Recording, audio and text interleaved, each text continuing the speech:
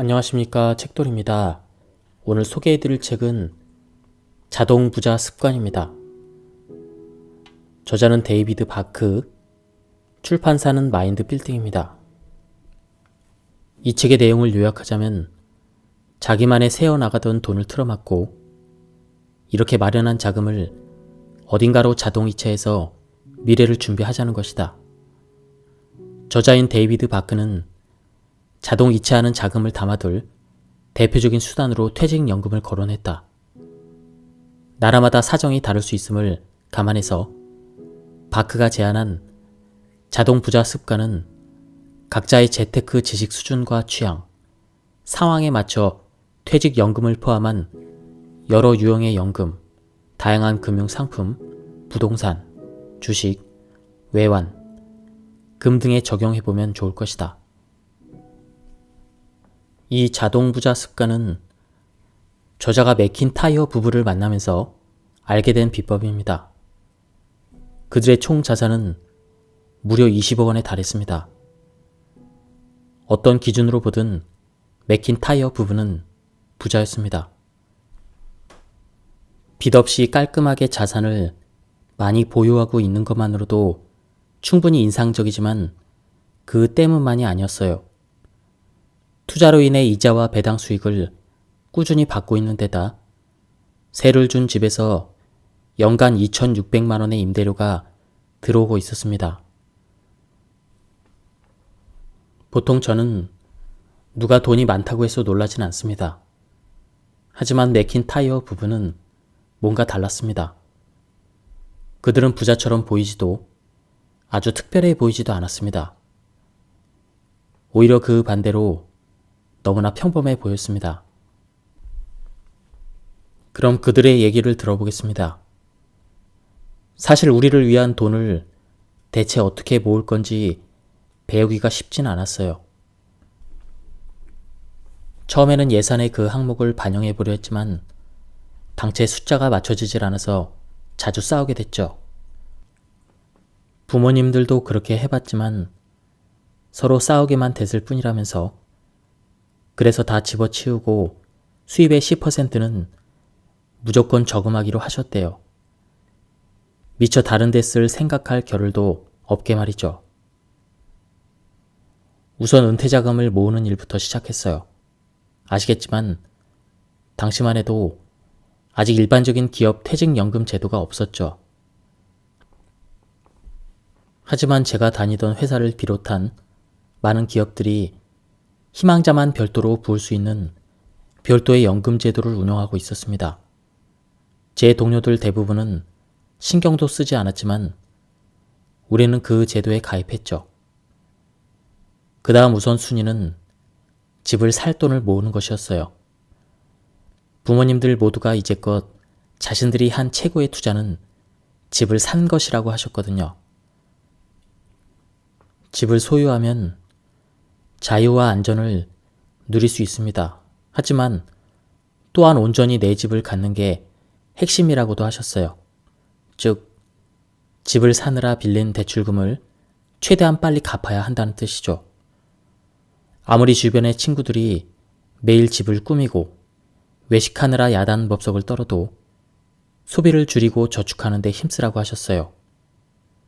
얼마나 많은 사람들이 사소한 데 돈을 허비하는지 깨우쳐 주신 거죠. 또 우리는 라테 요인을 주의했어요. 선생님이 강의에서 말씀하신 개념이죠. 아침마다 비싼 커피를 사느라 돈을 낭비하지 말고 그 돈을 투자하라고 가르치셨죠. 비록 그 용어를 쓰진 않았지만 제 아버지도 같은 개념을 말씀하셨어요. 아버지가 이름을 붙였다면 담배 요인이나 함부로 돈 쓰지 마 요인, 뭐 이렇게 부르셨겠지만 어쨌든 그 아이디어는 동일한 것이었습니다. 하루에 몇천 원 아낀다면 나중엔 그 돈으로 집을 살 수 있을 거라고 했습니다. 새 들어 살면 남의 배만 불리고 자신은 거지가 될 뿐이라고 하셨죠. 하지만 집을 사면 결국은 부자가 될 수 있다고 하셨습니다. 그게 단가요? 더는 참지 못하고 제가 물었습니다. 담배를 끊어서 돈을 모으고 집을 산 게 끝이란 말입니까? 저는 짐과 술을 쳐다봤죠. 그들은 미소를 지으며 고개를 끄덕일 뿐이었습니다. 하지만 그렇게 해서 대체 어떻게 집을 두 채나, 그것도 대출을 남기지 않고 장만할 수 있었나요? 역시 부모님이 가르쳐 주신 대출금을 빨리 상환하는 방법이 있었습니다. 은행 입장에서는 손이 더 가는 일이긴 하지만 요즘은 훨씬 쉬워졌죠. 매달 한 달을 다 채워서 대출금 한 달치를 갚는 게 아니라 2주마다 그 절반의 금액을 갚는 겁니다. 이러면 대출금을 추가 상환하는 효과가 있어서 1년쯤 꾸준히 갚아나가면 경제적으로 쪼들리지 않으면서도 같은 돈으로 더 많은 대출금을 갚을 수 있는 거죠. 결국 30년 걸려야 갚을 수 있는 돈을 25년이면 다 갚을 수 있습니다. 이렇게 계산해보니 20대 중반에 집을 사면 40대 후반에는 대출금을 다 갚을 수 있겠더군요. 그런데 실제로는 결과가 더 좋았어요. 꾸준히 이 방법을 쓴 덕분에 대출금 상환이 앞당겨진 거죠. 그렇게 30대 후반에 집 한 채를 온전히 소유하게 되었습니다. 그 다음은요? 대출금을 갚을 필요가 없어졌으니 그때부터 매달 그만큼의 돈을 모을 수가 있었죠. 처음 산 집은 세를 주고 더 좋은 집을 사서 전과 같은 방법으로 대출금을 빨리 갚았습니다.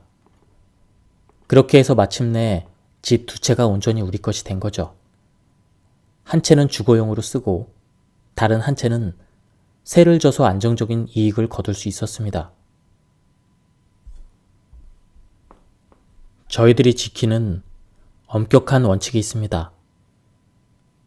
아무리 갖고 싶은 것이라고 해도 감당할 만한 현금이 없다면 절대 사지 않는 겁니다.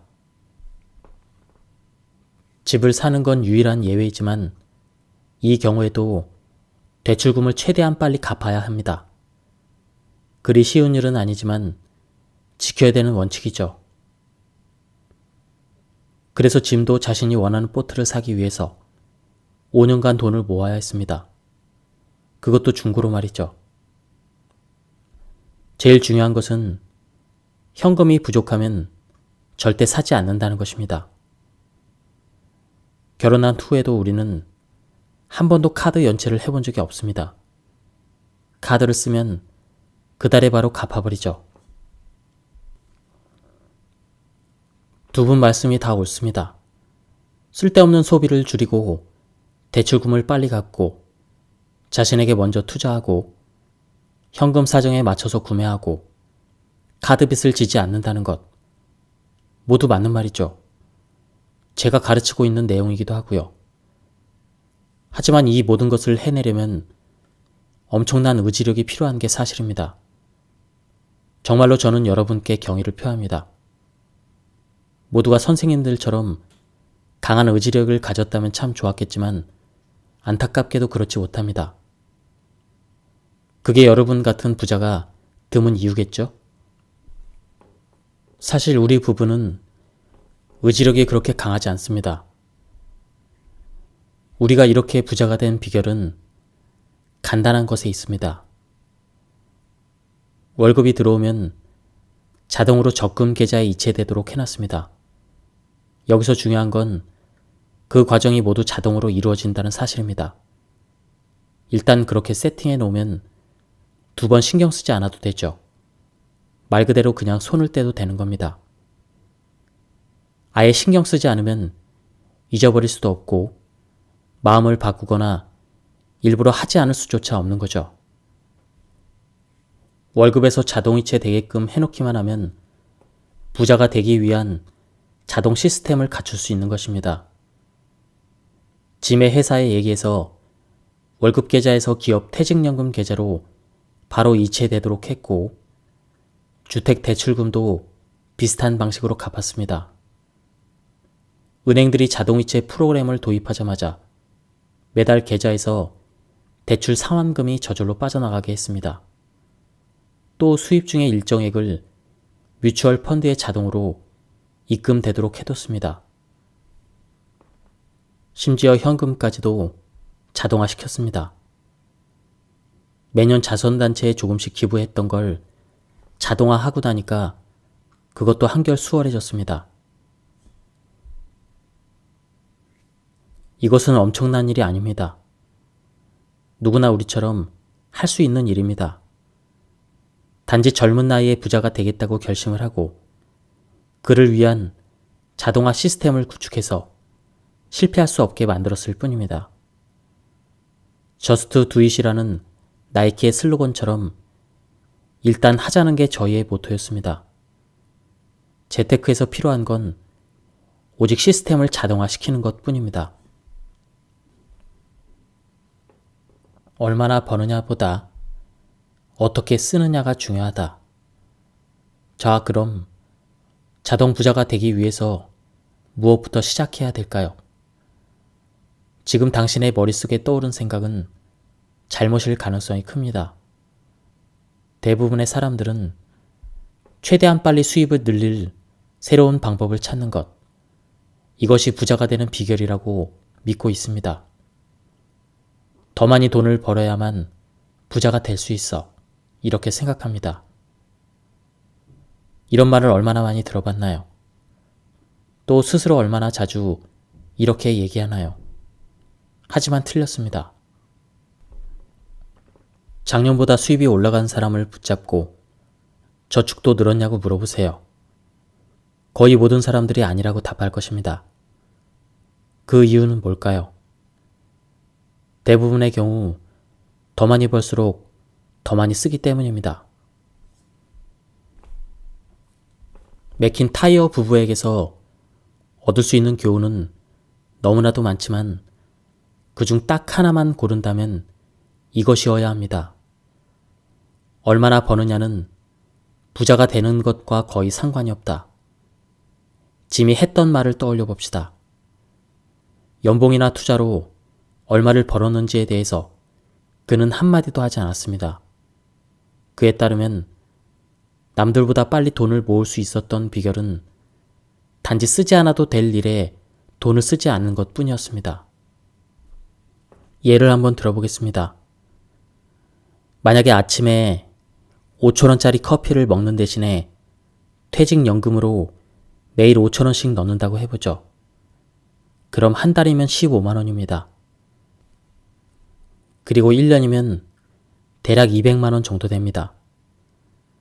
지난 50년간 S&P 500 평균 주가 상승률인 10%를 연수익률로 잡고 65세 정도 되면 퇴직연금이 얼마가 돼 있을까요? 대략 12억입니다. 하지만 투자 수익률이 당신 예상과 달리 10%가 안 되면 어쩌죠? 그래도 상관없습니다. 수익률이 6%라고 해보죠. 그래도 여전히 수억 원을 모을 수 있습니다. 이 사람의 경우라면 연 수익률이 6%일 때 총액이 5억 원 정도 됩니다. 여기서 중요한 것은 아무리 적은 돈을 저축하더라도 당신이 부자가 될 수 있다는 것입니다. 그리고 빨리 시작할수록 더 큰 부자가 될 수 있을 것입니다. 여기서 핵심은 당신이 혹시 커피, 생수, 담배, 음료, 과자, 패스트푸드 등의 기호품에 돈을 낭비하는지 여부입니다. 물론 아침에 커피 한 잔이 주는 소소한 즐거움을 부정하는 것은 아닙니다. 다만 여기서 커피나 담배 등을 예로 든 것은 그만큼 사소한 지출에 힘들게 번 돈을 쏟는 일의 위험성을 지적하기 위함입니다. 어쨌든 우리는 일종의 라떼 요인을 다 가지고 있습니다. 힘들게 번 돈을 누적된 결과가 얼마가 될지 깨닫지도 못한 채로 이렇게 사소한 지출에 쏟고 있는 것입니다.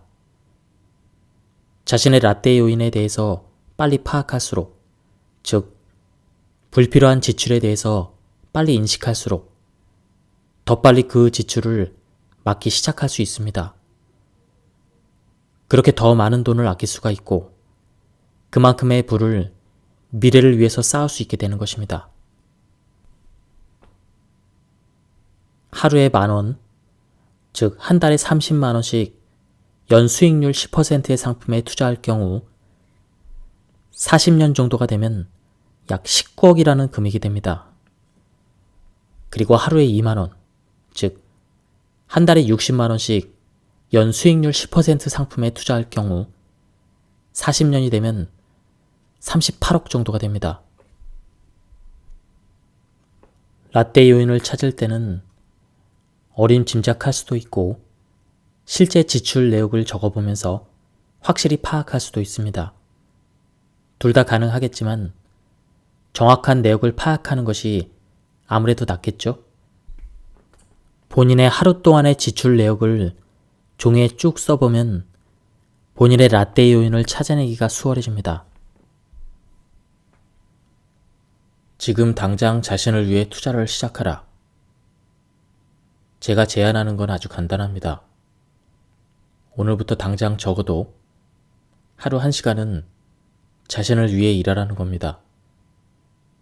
총 수입의 최소 10%를 소득공제 적용을 받는 퇴직연금에 투자하여 자신에게 먼저 투자하기를 실천하면 됩니다.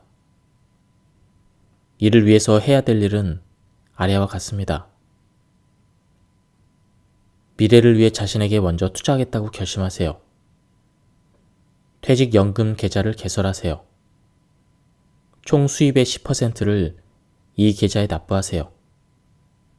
연금 납부를 자동화하세요.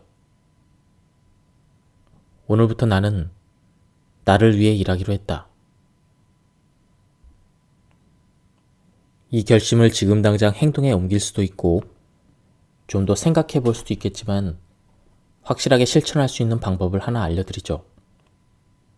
저의 세미나에서 제 책을 읽은 독자들을 오랫동안 직접 만나오면서 제가 배우게 된 사실은 목표와 계획을 글로 옮긴 사람은 그렇지 않은 사람에 비해서 결국 더 많은 것을 성취한다는 점입니다. 그러니 부디 펜을 들고 다음의 맹세를 자신과 맺도록 하세요. 지금 이 순간 당장 해야 될 일입니다. 나 누구누구는 이번 주부터 적어도 하루에 1시간은 나를 위해서 일하기로 맹세한다. 나는 그만한 가치가 있는 사람이니까. 그래서 몇 월 며칠부터는 내 총 수입의 몇 %를 나 자신에게 먼저 투자할 것이다. 자, 이렇게 해서 내일부터 총 수입의 10%를 급여 계좌에서 퇴직연금 계좌로 자동 이체되도록 시작한다고 합시다. 이 간단하고 자동적인 프로세스의 결과로 여러분은 훗날 전체 인구의 90%보다 더 많은 재산을 모을 수 있습니다. 네, 그렇습니다. 수입의 10%만 자신에게 먼저 투자하면 엄청난 부를 쌓을 수 있는 겁니다. 어려운 일이라고요? 글쎄요. 언뜻 지출하는 돈을 10%나 줄일 수 있을지 겁부터 먹을 수도 있겠지만 정말 그렇게 대단히 어려운 일일까요? 앞에서 얘기했던 라떼 요인을 떠올려 봅시다. 다시 연봉이 5천만 원인 사람의 예를 들겠습니다. 세전 금액으로 연봉의 10%를 매달 모은다면 연말에는 500만 원이 되겠죠? 하지만 1년 내내 한 푼도 따로 모으지 않고 12월이 돼서야 갑자기 그만한 돈을 마련하려고 한다면 과연 500만 원이란 그런 큰 돈을 구할 수 있을 가능성이 얼마나 될까요? 아마 거의 없을 겁니다. 하지만 자신에게 먼저 투자하기를 실천한다면 연말에 굳이 돈을 구할 필요가 없습니다. 이미 수입의 10%가 내 손을 거치지 않고 자동적으로 투자되어 왔으니까요. 그렇다면 과연 하루에 부담해야 할 돈은 얼마나 되는 걸까요? 계산해 봅시다. 연봉이 5천만 원일 경우 월급은 대략 420만 원이고 이를 30일로 나누면 하루에 14만 원이 됩니다.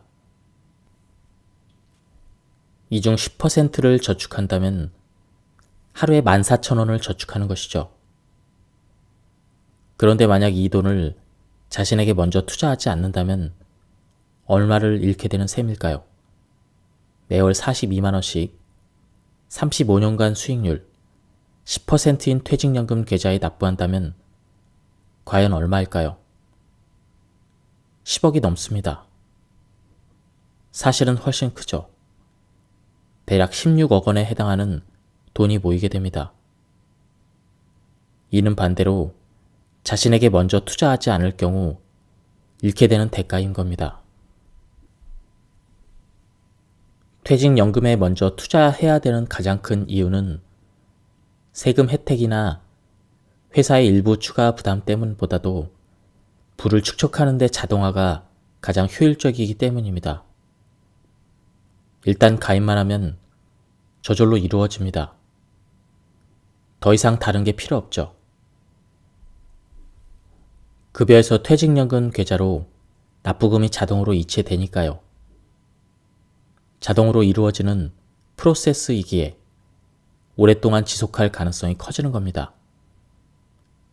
그리고 그렇게 함으로써 완전히 이해하지 못하더라도 누구나 그 점을 누릴 수 있는 수학의 기적, 복리 이익을 얻을 수 있습니다. 간단히 말해서 시간이 흐를수록 돈이 불어나고 시간이 더 많이 흐를수록 돈도 더 많이 불어나는 겁니다. 복리가 어떤 효과를 내는지 봤나요? 40년 동안 매달 10만 원을 입금할 경우 총 투자액은 4,800만 원이지만 연간 6%의 수익률을 가정할 경우 결과는 2억 원이 넘습니다. 투자액의 4배가 넘는지요. 만약 12%의 수익률을 낼 수 있다면 그 보상은 원금의 거의 25배에 달합니다. 퇴직에 대비하는 돈 전부를 하나의 펀드에 투자하라는 것이 너무 단순해서 믿음이 가지 않는다는 사람도 있습니다. 심지어 지루해서 싫다는 사람도 있더군요. 하지만 오랫동안 재테크 전문가로, 투자자로, 자산관리 코치로 살아오면서 저는 경기가 아주 좋았을 때부터 최악이었던 때까지 모두 봐왔습니다. 그리고 그 과정에서 어떤 시기든 좋은 실적을 내는 투자가가 되기 위한 진정한 비결을 하나 배울 수 있었습니다. 그것은 바로 자금 관리는 지루해야 된다는 겁니다. 그리고 실제로도 이 지루해 보이는 투자가 실적을 냈습니다. 한 언론 보도에 따르면 단순해 보이는 맞춤형 뮤추얼 펀드에 몰린 자금이 6,500억 달러가 넘는다고 합니다. 맥킨타이어 부부가 부자가 될 수 있었던 것은 의지력이 강해서 연금 계좌에 2주에 한 번씩 돈을 입금했기 때문이 아닙니다. 그들도 여러분과 마찬가지로 바쁘고 정신없는 삶을 살았습니다. 만약 퇴직연금을 매번 별도로 입금해야 했다면 그들은 여전히 월급으로 근근히 먹고 살고 있을지도 모릅니다. 그 부부를 부자로 만들어준 건 미래를 위한 투자를 자동화하기로 한 결심이었습니다. 그러니 만약 지금 여러분의 재테크가 자동화되어 있지 않다면 반드시 바꿔야 합니다. 또한 적어도 수입의 10%를 세금이 유예되는 퇴직연금에 내고 있지 않다면 그 역시 개선해야 될 사항입니다. 퇴직연금 납부액을 늘리지 않으면, 다른 사람에게 의지하지 않으면 꾸려나가기 힘든 형편으로 미래를 살아가야 할 수도 있습니다. 이제는 그보다 더 나은 삶을 보장할 수 있는 방법을 배웠습니다. 설령 너무 급하지 않게 차근차근 퇴직연금 투자를 늘리겠다고 마음 먹더라도 어쨌든 실행에 옮기는 것이 중요합니다. 물론 돈은 좋은 것이고 저는 여러분이 원하는 부를 이루길 진심으로 기원합니다. 저는 수많은 부자들과 가난뱅이를 봐왔지만 역시 부자가 훨씬 낫더군요. 하지만 돈이 인생에서 의미를 부여해 주지는 못합니다. 정말 그렇더군요. 과연 우리는 왜 부를 쫓는 것일까요? 저는 그 이유가 단지 돈이 우리에게 줄 수 있는 물질적인 혜택만이 아니라 심리적인 혜택에도 있다고 생각합니다. 우리는 자신이 바라는 것, 그것이 멋진 차, 풍부한 은행 잔액, 넓은 집, 은퇴나 자녀 교육 같은 그런 자금이라고 믿지만 궁극적으로 우리가 진정 바라는 것은 이런 물질들이 우리 마음에 불러일으키는 감정인 것입니다. 자, 한번 생각해 볼까요? 비록 여러분이 지금 자신이 바라는 경제적인 목표까지는 아직 갈 길이 멀다고 해도 자신이 원하는 심리적인 목표에는 생각보다 훨씬 더 가까이 다가서 있을 수도 있습니다. 몇 년 안에 실제 부자가 될 수는 없다고 해도 부자가 된 기분은 단 몇 주만 해도 느껴볼 수 있을 것입니다. 그 비결이 궁금한가요? 지금부터 제가 여러분과 나누고자 하는 이 시스템은 인간의 문명만큼이나 오랜 역사를 가졌습니다. 11조라고 불리는 방식이죠. 정확히 11조란 무엇일까요? 그것은 배품의 적극적인 실천이라고 할 수 있습니다. 여러 문화권에서 자신이 받은 것 중 일정 부분을 사회에 환원해야 된다는 공통된 인식이 자리하고 있으며 부유한 사람들은 일정 시간, 아이디어와 돈을 통해 다른 이들을 도울 의무가 있다고 여겨지죠. 이런 기부의 놀라운 점은 베푸는 행위를 통해 마치 물질적인 보상을 받은 것과 같은 기분을 느낄 수 있다는 것입니다. 우리는 돈과 물질이 풍부할수록 더 행복해질 것으로 생각하지만 항상 그렇지는 않습니다. 정말 원하는 것을 얻었지만 며칠이 지나고 나면 그 기쁨은 곧 사라지고 알 수 없는 공허함과 실망만 남은 적이 있지 않나요? 하지만 기부에 관한 한 더 많이 베풀수록 행복감은 더 커지게 마련입니다. 그런데 여기서 놀라운 일이 벌어집니다. 오히려 베푼 사람에게 더 큰 이익이 돌아가는 것이죠. 더 많이 베풀수록 더 많이 돌려받는 겁니다. 기쁨과 사랑, 부와 인생의 의미가 배가 되어서 자신에게 돌아옵니다. 보통 이렇게 말하죠. 더 많이 베풀수록 더 많이 행복해진다. 단지 감정뿐만 아니라 신기하게도 베푼 사람에게는 더 많은 돈까지 되돌아옵니다. 베푸는 사람은 그렇지 않은 사람에 비해 풍요를 자신의 인생에 더 잘 끌어들이기 때문이죠. 아주 작게 시작해도 됩니다. 수입의 1% 정도로요. 점차 비율을 늘려나가는 것이죠. 이렇게 시작하면 자신의 운명뿐 아니라 다른 사람들의 운명까지 바꾸는 계기가 만들어질 수 있습니다. 어디에 기부할 것인가는 전적으로 여러분의 선택입니다. 다만 제가 꼭 전하고 싶은 조언은 힘들게 번 돈을 기부하는 곳이 그 기부금을 올바로 사용하고 있는지 확인하라는 겁니다. 규모가 큰 자선단체들은 기부금의 상당 부분을 운영비로 사용하는 경우가 많습니다. 그래서 사람들을 돕는 대신 자신들의 월급이나 경비로 기부금을 써버리는 자선단체도 여럿 있습니다. 분명 기부금 전액을 모두 후원에 사용할 수 있는 자선단체는 없겠지만 만약에 40% 정도를 기부한다면 그것은 너무 적은 비율인 겁니다. 전문가들은 적어도 기부금의 75%를 원래 목적에 사용하는 자선단체를 선택하라고 권합니다. 또한 운영경비나 모금경비로 50% 이상을 사용하는 곳이 있다면 그곳을 피하라고 추천합니다. 그럼 마지막으로 이 책의 내용을 요약 정리해 보겠습니다. 1. 자신에게 먼저 투자하기를 자동화하라. 3장에서 저는 자신에게 먼저 투자하기의 중요성에 대해서 설명했습니다. 적어도 수입의 5%를 퇴직연금에 투자하고 절세의 효과를 누리라는 것이었죠. 나아가 총 수입의 12.5%를 투자하는 것이 가장 이상적입니다. 투자 금액과는 상관없이 그 과정을 자동화하는 것이 필수입니다. 좋은 소식은 대부분의 퇴직연금 제도는 급여에서 자동으로 공제된다는 겁니다. 지금 당장 투자 비율을 높일 수는 없는 상황이라면 자동으로 비율을 높여가는 계획을 활용하면 좋습니다. 2. 비상금 마련을 자동화하라.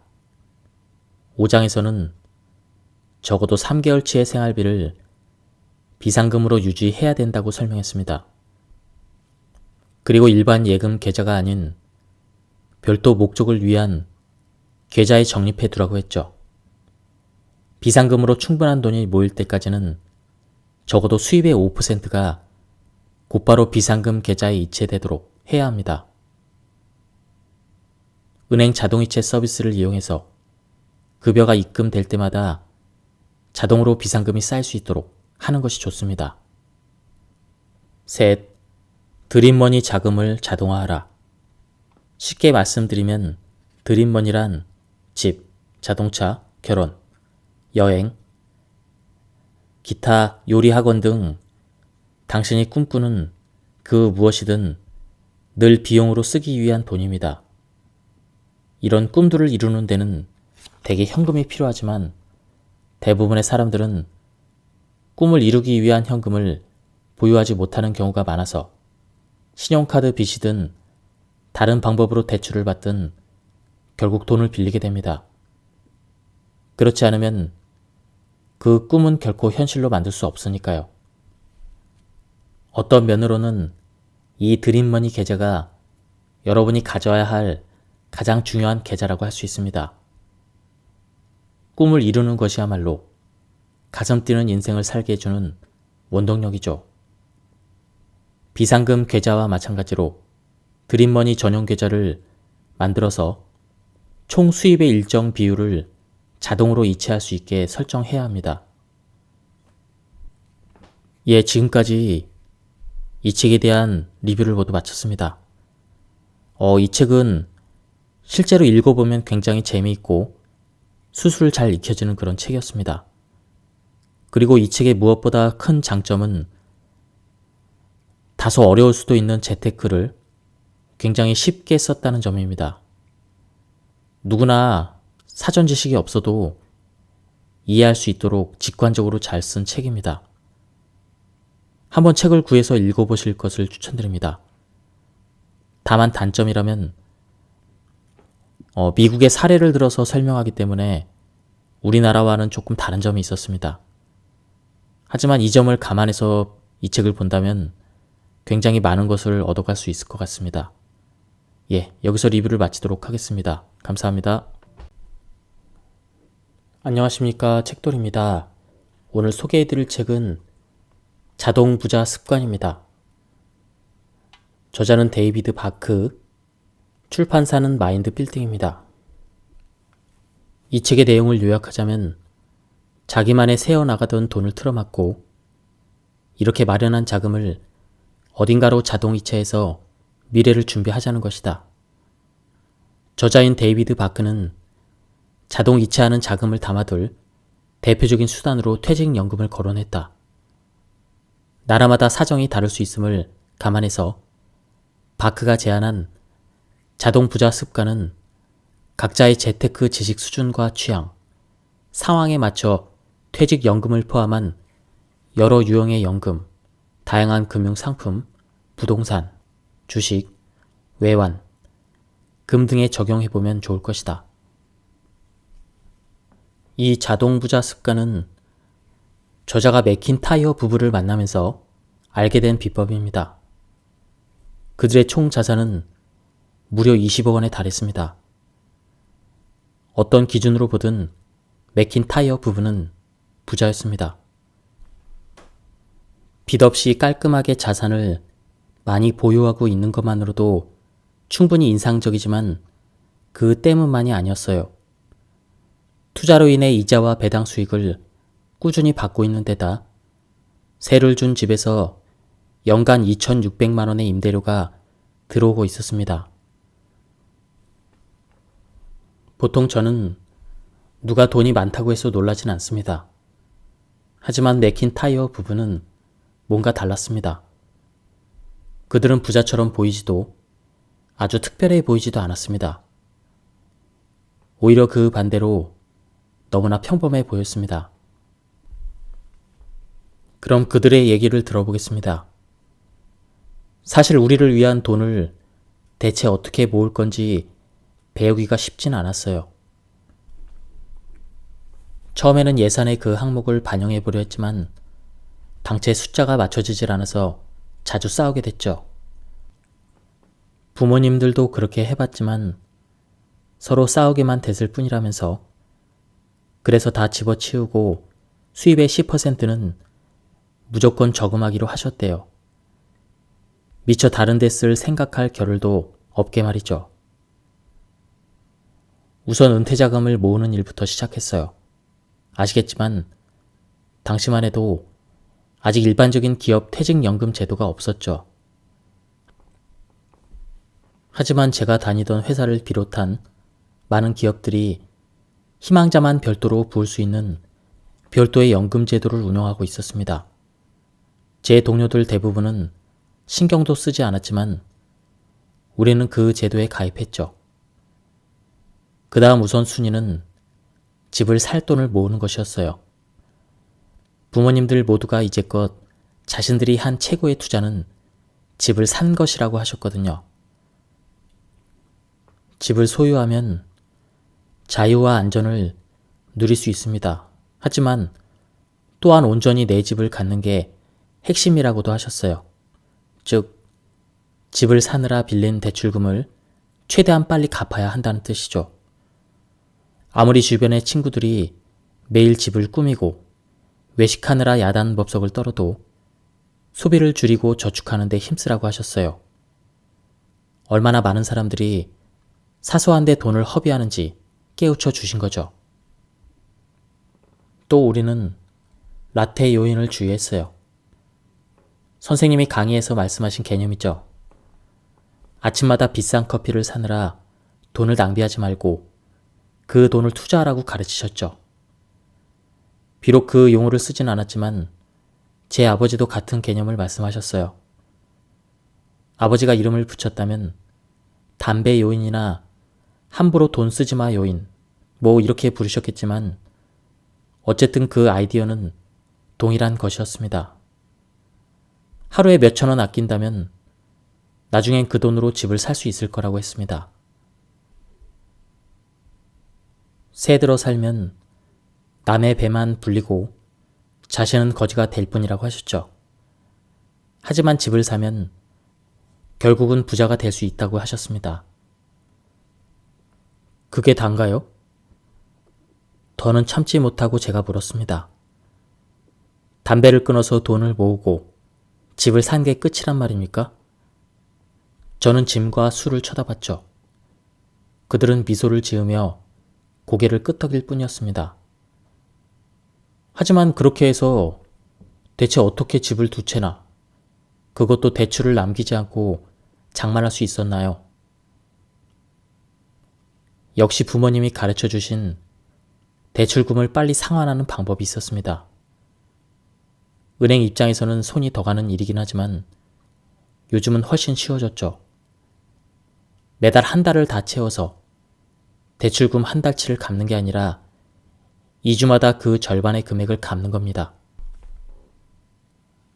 이러면 대출금을 추가 상환하는 효과가 있어서 1년쯤 꾸준히 갚아나가면 경제적으로 쪼들리지 않으면서도 같은 돈으로 더 많은 대출금을 갚을 수 있는 거죠. 결국 30년 걸려야 갚을 수 있는 돈을 25년이면 다 갚을 수 있습니다. 이렇게 계산해보니 20대 중반에 집을 사면 40대 후반에는 대출금을 다 갚을 수 있겠더군요. 그런데 실제로는 결과가 더 좋았어요. 꾸준히 이 방법을 쓴 덕분에 대출금 상환이 앞당겨진 거죠. 그렇게 30대 후반에 집 한 채를 온전히 소유하게 되었습니다. 그 다음은요? 대출금을 갚을 필요가 없어졌으니 그때부터 매달 그만큼의 돈을 모을 수가 있었죠. 처음 산 집은 세를 주고 더 좋은 집을 사서 전과 같은 방법으로 대출금을 빨리 갚았습니다. 그렇게 해서 마침내 집 두 채가 온전히 우리 것이 된 거죠. 한 채는 주거용으로 쓰고 다른 한 채는 세를 져서 안정적인 이익을 거둘 수 있었습니다. 저희들이 지키는 엄격한 원칙이 있습니다.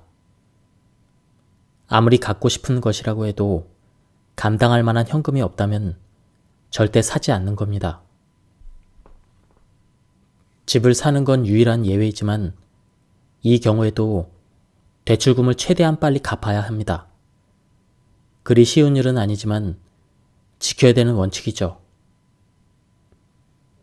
그래서 짐도 자신이 원하는 보트를 사기 위해서 5년간 돈을 모아야 했습니다. 그것도 중고로 말이죠. 제일 중요한 것은 현금이 부족하면 절대 사지 않는다는 것입니다. 결혼한 후에도 우리는 한 번도 카드 연체를 해본 적이 없습니다. 카드를 쓰면 그달에 바로 갚아버리죠. 두 분 말씀이 다 옳습니다.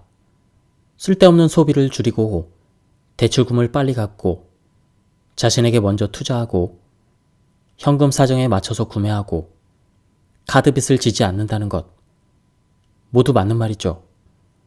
제가 가르치고 있는 내용이기도 하고요. 하지만 이 모든 것을 해내려면 엄청난 의지력이 필요한 게 사실입니다. 정말로 저는 여러분께 경의를 표합니다. 모두가 선생님들처럼 강한 의지력을 가졌다면 참 좋았겠지만 안타깝게도 그렇지 못합니다. 그게 여러분 같은 부자가 드문 이유겠죠? 사실 우리 부부는 의지력이 그렇게 강하지 않습니다. 우리가 이렇게 부자가 된 비결은 간단한 것에 있습니다. 월급이 들어오면 자동으로 적금 계좌에 이체되도록 해놨습니다. 여기서 중요한 건 그 과정이 모두 자동으로 이루어진다는 사실입니다. 일단 그렇게 세팅해 놓으면 두 번 신경 쓰지 않아도 되죠. 말 그대로 그냥 손을 떼도 되는 겁니다. 아예 신경 쓰지 않으면 잊어버릴 수도 없고 마음을 바꾸거나 일부러 하지 않을 수조차 없는 거죠. 월급에서 자동이체 되게끔 해놓기만 하면 부자가 되기 위한 자동 시스템을 갖출 수 있는 것입니다. 짐의 회사에 얘기해서 월급 계좌에서 기업 퇴직연금 계좌로 바로 이체되도록 했고 주택 대출금도 비슷한 방식으로 갚았습니다. 은행들이 자동이체 프로그램을 도입하자마자 매달 계좌에서 대출 상환금이 저절로 빠져나가게 했습니다. 또 수입 중의 일정액을 뮤추얼 펀드에 자동으로 입금되도록 해뒀습니다. 심지어 현금까지도 자동화시켰습니다. 매년 자선단체에 조금씩 기부했던 걸 자동화하고 나니까 그것도 한결 수월해졌습니다. 이것은 엄청난 일이 아닙니다. 누구나 우리처럼 할 수 있는 일입니다. 단지 젊은 나이에 부자가 되겠다고 결심을 하고 그를 위한 자동화 시스템을 구축해서 실패할 수 없게 만들었을 뿐입니다. 저스트 두잇이라는 나이키의 슬로건처럼 일단 하자는 게 저희의 모토였습니다. 재테크에서 필요한 건 오직 시스템을 자동화시키는 것 뿐입니다. 얼마나 버느냐보다 어떻게 쓰느냐가 중요하다. 자, 그럼 자동 부자가 되기 위해서 무엇부터 시작해야 될까요? 지금 당신의 머릿속에 떠오른 생각은 잘못일 가능성이 큽니다. 대부분의 사람들은 최대한 빨리 수입을 늘릴 새로운 방법을 찾는 것, 이것이 부자가 되는 비결이라고 믿고 있습니다. 더 많이 돈을 벌어야만 부자가 될 수 있어. 이렇게 생각합니다. 이런 말을 얼마나 많이 들어봤나요? 또 스스로 얼마나 자주 이렇게 얘기하나요? 하지만 틀렸습니다. 작년보다 수입이 올라간 사람을 붙잡고 저축도 늘었냐고 물어보세요. 거의 모든 사람들이 아니라고 답할 것입니다. 그 이유는 뭘까요? 대부분의 경우 더 많이 벌수록 더 많이 쓰기 때문입니다. 맥킨타이어 부부에게서 얻을 수 있는 교훈은 너무나도 많지만 그중 딱 하나만 고른다면 이것이어야 합니다. 얼마나 버느냐는 부자가 되는 것과 거의 상관이 없다. 짐이 했던 말을 떠올려 봅시다. 연봉이나 투자로 얼마를 벌었는지에 대해서 그는 한마디도 하지 않았습니다. 그에 따르면 남들보다 빨리 돈을 모을 수 있었던 비결은 단지 쓰지 않아도 될 일에 돈을 쓰지 않는 것 뿐이었습니다. 예를 한번 들어보겠습니다. 만약에 아침에 5,000원짜리 커피를 먹는 대신에 퇴직연금으로 매일 5,000원씩 넣는다고 해보죠. 그럼 한 달이면 15만 원입니다. 그리고 1년이면 대략 200만 원 정도 됩니다. 지난 50년간 S&P 500 평균 주가 상승률인 10%를 연 수익률로 잡고 65세 정도 되면 퇴직연금이 얼마가 돼 있을까요? 대략 12억입니다. 하지만 투자 수익률이 당신 예상과 달리 10%가 안 되면 어쩌죠? 그래도 상관없습니다. 수익률이 6%라고 해보죠. 그래도 여전히 수억 원을 모을 수 있습니다. 이 사람의 경우라면 연 수익률이 6%일 때 총액이 5억 원 정도 됩니다. 여기서 중요한 것은 아무리 적은 돈을 저축하더라도 당신이 부자가 될 수 있다는 것입니다. 그리고 빨리 시작할수록 더 큰 부자가 될 수 있을 것입니다. 여기서 핵심은 당신이 혹시 커피, 생수, 담배, 음료, 과자, 패스트푸드 등의 기호품에 돈을 낭비하는지 여부입니다. 물론 아침에 커피 한 잔이 주는 소소한 즐거움을 부정하는 것은 아닙니다. 다만 여기서 커피나 담배 등을 예로 든 것은 그만큼 사소한 지출에 힘들게 번 돈을 쏟는 일의 위험성을 지적하기 위함입니다. 어쨌든 우리는 일종의 라떼 요인을 다 가지고 있습니다. 힘들게 번 돈을 누적된 결과가 얼마가 될지 깨닫지도 못한 채로 이렇게 사소한 지출에 쏟고 있는 것입니다. 자신의 라떼 요인에 대해서 빨리 파악할수록, 즉 불필요한 지출에 대해서 빨리 인식할수록 더 빨리 그 지출을 막기 시작할 수 있습니다. 그렇게 더 많은 돈을 아낄 수가 있고 그만큼의 부를 미래를 위해서 쌓을 수 있게 되는 것입니다. 하루에 10,000원, 즉 한 달에 30만 원씩 연 수익률 10%의 상품에 투자할 경우 40년 정도가 되면 약 19억이라는 금액이 됩니다. 그리고 하루에 2만 원, 즉 한 달에 60만 원씩 연 수익률 10% 상품에 투자할 경우 40년이 되면 38억 정도가 됩니다. 라떼 요인을 찾을 때는 어림짐작할 수도 있고 실제 지출 내역을 적어보면서 확실히 파악할 수도 있습니다. 둘 다 가능하겠지만 정확한 내역을 파악하는 것이 아무래도 낫겠죠? 본인의 하루 동안의 지출 내역을 종이에 쭉 써보면 본인의 라떼 요인을 찾아내기가 수월해집니다. 지금 당장 자신을 위해 투자를 시작하라. 제가 제안하는 건 아주 간단합니다. 오늘부터 당장 적어도 하루 1시간은 자신을 위해 일하라는 겁니다. 총 수입의 최소 10%를 소득공제 적용을 받는 퇴직연금에 투자하여 자신에게 먼저 투자하기를 실천하면 됩니다. 이를 위해서 해야 될 일은 아래와 같습니다. 미래를 위해 자신에게 먼저 투자하겠다고 결심하세요. 퇴직연금 계좌를 개설하세요. 총 수입의 10%를 이 계좌에 납부하세요. 연금 납부를 자동화하세요. 오늘부터 나는 나를 위해 일하기로 했다. 이 결심을 지금 당장 행동에 옮길 수도 있고 좀 더 생각해 볼 수도 있겠지만 확실하게 실천할 수 있는 방법을 하나 알려드리죠. 저의 세미나에서 제 책을 읽은 독자들을 오랫동안 직접 만나오면서 제가 배우게 된 사실은 목표와 계획을 글로 옮긴 사람은 그렇지 않은 사람에 비해서 결국 더 많은 것을 성취한다는 점입니다.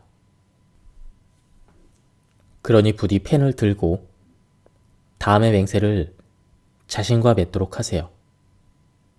지금 이 순간 당장 해야 될 일입니다. 나 누구누구는 이번 주부터 적어도 하루에 1시간은 나를 위해서 일하기로 맹세한다. 나는 그만한 가치가 있는 사람이니까. 그래서 몇 월 며칠부터는 내 총 수입의 몇 %를 나 자신에게 먼저 투자할 것이다. 자, 이렇게 해서 내일부터 총 수입의 10%를 급여 계좌에서 퇴직연금 계좌로 자동 이체되도록 시작한다고 합시다. 이 간단하고 자동적인 프로세스의 결과로 여러분은 훗날 전체 인구의 90%보다 더 많은 재산을 모을 수 있습니다. 네, 그렇습니다. 수입의 10%만 자신에게 먼저 투자하면 엄청난 부를 쌓을 수 있는 겁니다. 어려운 일이라고요? 글쎄요. 언뜻 지출하는 돈을 10%나 줄일 수 있을지 겁부터 먹을 수도 있겠지만 정말 그렇게 대단히 어려운 일일까요? 앞에서 얘기했던 라떼 요인을 떠올려 봅시다. 다시 연봉이 5천만 원인 사람의 예를 들겠습니다. 세전 금액으로 연봉의 10%를 매달 모은다면 연말에는 500만 원이 되겠죠? 하지만 1년 내내 한 푼도 따로 모으지 않고 12월이 돼서야 갑자기 그만한 돈을 마련하려고 한다면 과연 500만 원이란 그런 큰 돈을 구할 수 있을 가능성이 얼마나 될까요? 아마 거의 없을 겁니다. 하지만 자신에게 먼저 투자하기를 실천한다면 연말에 굳이 돈을 구할 필요가 없습니다. 이미 수입의 10%가 내 손을 거치지 않고 자동적으로 투자되어 왔으니까요. 그렇다면 과연 하루에 부담해야 할 돈은 얼마나 되는 걸까요? 계산해 봅시다. 연봉이 5천만 원일 경우 월급은 대략 420만 원이고 이를 30일로 나누면 하루에 14만 원이 됩니다. 이 중 10%를 저축한다면 하루에 14,000원을 저축하는 것이죠. 그런데 만약 이 돈을 자신에게 먼저 투자하지 않는다면 얼마를 잃게 되는 셈일까요? 매월 42만 원씩 35년간 수익률 10%인 퇴직연금 계좌에 납부한다면 과연 얼마일까요? 10억이 넘습니다. 사실은 훨씬 크죠. 대략 16억 원에 해당하는 돈이 모이게 됩니다. 이는 반대로 자신에게 먼저 투자하지 않을 경우 잃게 되는 대가인 겁니다. 퇴직연금에 먼저 투자해야 되는 가장 큰 이유는 세금 혜택이나 회사의 일부 추가 부담 때문보다도 부를 축적하는 데 자동화가 가장 효율적이기 때문입니다. 일단 가입만 하면 저절로 이루어집니다. 더 이상 다른 게 필요 없죠. 급여에서 퇴직연금 계좌로 납부금이 자동으로 이체되니까요. 자동으로 이루어지는 프로세스이기에 오랫동안 지속할 가능성이 커지는 겁니다. 그리고 그렇게 함으로써 완전히 이해하지 못하더라도 누구나 그 점을 누릴 수 있는 수학의 기적, 복리 이익을 얻을 수 있습니다. 간단히 말해서 시간이 흐를수록 돈이 불어나고 시간이 더 많이 흐를수록 돈도 더 많이 불어나는 겁니다. 복리가 어떤 효과를 내는지 봤나요? 40년 동안 매달 10만 원을 입금할 경우 총 투자액은 4,800만 원이지만 연간 6%의 수익률을 가정할 경우 결과는 2억 원이 넘습니다. 투자액의 4배가 넘는지요. 만약 12%의 수익률을 낼 수 있다면 그 보상은 원금의 거의 25배에 달합니다. 퇴직에 대비하는 돈 전부를 하나의 펀드에 투자하라는 것이 너무 단순해서 믿음이 가지 않는다는 사람도 있습니다. 심지어 지루해서 싫다는 사람도 있더군요. 하지만 오랫동안 재테크 전문가로, 투자자로, 자산관리 코치로 살아오면서 저는 경기가 아주 좋았을 때부터 최악이었던 때까지 모두 봐왔습니다. 그리고 그 과정에서 어떤 시기든 좋은 실적을 내는 투자가가 되기 위한 진정한 비결을 하나 배울 수 있었습니다. 그것은 바로 자금 관리는 지루해야 된다는 겁니다. 그리고 실제로도 이 지루해 보이는 투자가 실적을 냈습니다. 한 언론 보도에 따르면 단순해 보이는 맞춤형 뮤추얼 펀드에 몰린 자금이 6,500억 달러가 넘는다고 합니다. 맥킨타이어 부부가 부자가 될 수 있었던 것은 의지력이 강해서 연금 계좌에 2주에 한 번씩 돈을 입금했기 때문이 아닙니다. 그들도 여러분과 마찬가지로 바쁘고 정신없는 삶을 살았습니다. 만약 퇴직연금을 매번 별도로 입금해야 했다면 그들은 여전히 월급으로 근근히 먹고 살고 있을지도 모릅니다. 그 부부를 부자로 만들어준 건 미래를 위한 투자를 자동화하기로 한 결심이었습니다. 그러니 만약 지금 여러분의 재테크가 자동화되어 있지 않다면 반드시 바꿔야 합니다. 또한 적어도 수입의 10%를 세금이 유예되는 퇴직연금에 내고 있지 않다면 그 역시 개선해야 될 사항입니다. 퇴직연금 납부액을 늘리지 않으면, 다른 사람에게 의지하지 않으면 꾸려나가기 힘든 형편으로 미래를 살아가야 할 수도 있습니다. 이제는 그보다 더 나은 삶을 보장할 수 있는 방법을 배웠습니다. 설령 너무 급하지 않게 차근차근 퇴직연금 투자를 늘리겠다고 마음 먹더라도 어쨌든 실행에 옮기는 것이 중요합니다. 물론 돈은 좋은 것이고 저는 여러분이 원하는 부를 이루길 진심으로 기원합니다. 저는 수많은 부자들과 가난뱅이를 봐왔지만 역시 부자가 훨씬 낫더군요. 하지만 돈이 인생에서 의미를 부여해 주지는 못합니다. 정말 그렇더군요. 과연 우리는 왜 부를 쫓는 것일까요? 저는 그 이유가 단지 돈이 우리에게 줄 수 있는 물질적인 혜택만이 아니라 심리적인 혜택에도 있다고 생각합니다. 우리는 자신이 바라는 것, 그것이 멋진 차, 풍부한 은행 잔액, 넓은 집, 은퇴나 자녀 교육 같은 그런 자금이라고 믿지만 궁극적으로 우리가 진정 바라는 것은 이런 물질들이 우리 마음에 불러일으키는 감정인 것입니다. 자, 한번 생각해 볼까요? 비록 여러분이 지금 자신이 바라는 경제적인 목표까지는 아직 갈 길이 멀다고 해도 자신이 원하는 심리적인 목표에는 생각보다 훨씬 더 가까이 다가서 있을 수도 있습니다. 몇 년 안에 실제 부자가 될 수는 없다고 해도 부자가 된 기분은 단 몇 주만 해도 느껴볼 수 있을 것입니다. 그 비결이 궁금한가요? 지금부터 제가 여러분과 나누고자 하는 이 시스템은 인간의 문명만큼이나 오랜 역사를 가졌습니다. 11조라고 불리는 방식이죠. 정확히 11조란 무엇일까요? 그것은 배품의 적극적인 실천이라고 할 수 있습니다. 여러 문화권에서 자신이 받은 것 중 일정 부분을 사회에 환원해야 된다는 공통된 인식이 자리하고 있으며 부유한 사람들은 일정 시간, 아이디어와 돈을 통해 다른 이들을 도울 의무가 있다고 여겨지죠.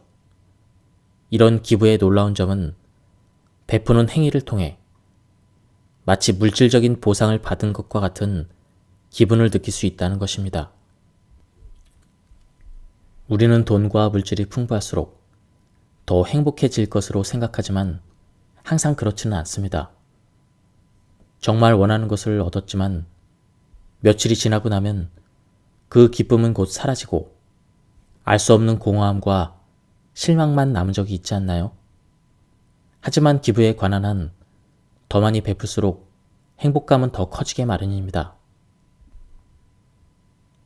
그런데 여기서 놀라운 일이 벌어집니다. 오히려 베푼 사람에게 더 큰 이익이 돌아가는 것이죠. 더 많이 베풀수록 더 많이 돌려받는 겁니다. 기쁨과 사랑, 부와 인생의 의미가 배가 되어서 자신에게 돌아옵니다. 보통 이렇게 말하죠.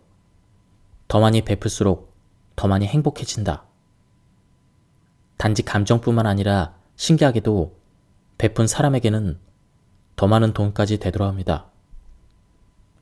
베푸는 사람은 그렇지 않은 사람에 비해 풍요를 자신의 인생에 더 잘 끌어들이기 때문이죠. 아주 작게 시작해도 됩니다. 수입의 1% 정도로요. 점차 비율을 늘려나가는 것이죠. 이렇게 시작하면 자신의 운명뿐 아니라 다른 사람들의 운명까지 바꾸는 계기가 만들어질 수 있습니다. 어디에 기부할 것인가는 전적으로 여러분의 선택입니다. 다만 제가 꼭 전하고 싶은 조언은 힘들게 번 돈을 기부하는 곳이 그 기부금을 올바로 사용하고 있는지 확인하라는 겁니다. 규모가 큰 자선단체들은 기부금의 상당 부분을 운영비로 사용하는 경우가 많습니다. 그래서 사람들을 돕는 대신 자신들의 월급이나 경비로 기부금을 써버리는 자선단체도 여럿 있습니다. 분명 기부금 전액을 모두 후원에 사용할 수 있는 자선단체는 없겠지만 만약에 40% 정도를 기부한다면 그것은 너무 적은 비율인 겁니다. 전문가들은 적어도 기부금의 75%를 원래 목적에 사용하는 자선단체를 선택하라고 권합니다. 또한 운영경비나 모금경비로 50% 이상을 사용하는 곳이 있다면 그곳을 피하라고 추천합니다. 그럼 마지막으로 이 책의 내용을 요약 정리해 보겠습니다. 1. 자신에게 먼저 투자하기를 자동화하라.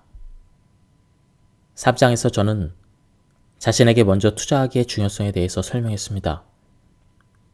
적어도 수입의 5%를 퇴직연금에 투자하고 절세의 효과를 누리라는 것이었죠. 나아가 총 수입의 12.5%를 투자하는 것이 가장 이상적입니다. 투자 금액과는 상관없이 그 과정을 자동화하는 것이 필수입니다. 좋은 소식은 대부분의 퇴직연금 제도는 급여에서 자동으로 공제된다는 겁니다. 지금 당장 투자 비율을 높일 수는 없는 상황이라면 자동으로 비율을 높여가는 계획을 활용하면 좋습니다. 2. 비상금 마련을 자동화하라. 5장에서는 적어도 3개월치의 생활비를 비상금으로 유지해야 된다고 설명했습니다. 그리고 일반 예금 계좌가 아닌 별도 목적을 위한 계좌에 적립해 두라고 했죠. 비상금으로 충분한 돈이 모일 때까지는 적어도 수입의 5%가 곧바로 비상금 계좌에 이체되도록 해야 합니다. 은행 자동이체 서비스를 이용해서 급여가 입금될 때마다 자동으로 비상금이 쌓일 수 있도록 하는 것이 좋습니다. 셋, 드림머니 자금을 자동화하라. 쉽게 말씀드리면 드림머니란 집, 자동차, 결혼, 여행, 기타 요리학원 등 당신이 꿈꾸는 그 무엇이든 늘 비용으로 쓰기 위한 돈입니다. 이런 꿈들을 이루는 데는 대개 현금이 필요하지만 대부분의 사람들은 꿈을 이루기 위한 현금을 보유하지 못하는 경우가 많아서 신용카드 빚이든 다른 방법으로 대출을 받든 결국 돈을 빌리게 됩니다. 그렇지 않으면 그 꿈은 결코 현실로 만들 수 없으니까요. 어떤 면으로는 이 드림머니 계좌가 여러분이 가져야 할 가장 중요한 계좌라고 할 수 있습니다. 꿈을 이루는 것이야말로 가슴 뛰는 인생을 살게 해주는 원동력이죠. 비상금 계좌와 마찬가지로 드림머니 전용 계좌를 만들어서 총 수입의 일정 비율을 자동으로 이체할 수 있게 설정해야 합니다. 예, 지금까지 이 책에 대한 리뷰를 모두 마쳤습니다. 이 책은 실제로 읽어보면 굉장히 재미있고 수술을 잘 익혀지는 그런 책이었습니다. 그리고 이 책의 무엇보다 큰 장점은 다소 어려울 수도 있는 재테크를 굉장히 쉽게 썼다는 점입니다. 누구나 사전 지식이 없어도 이해할 수 있도록 직관적으로 잘 쓴 책입니다. 한번 책을 구해서 읽어보실 것을 추천드립니다. 다만 단점이라면 미국의 사례를 들어서 설명하기 때문에 우리나라와는 조금 다른 점이 있었습니다. 하지만 이 점을 감안해서 이 책을 본다면 굉장히 많은 것을 얻어갈 수 있을 것 같습니다. 예, 여기서 리뷰를 마치도록 하겠습니다. 감사합니다.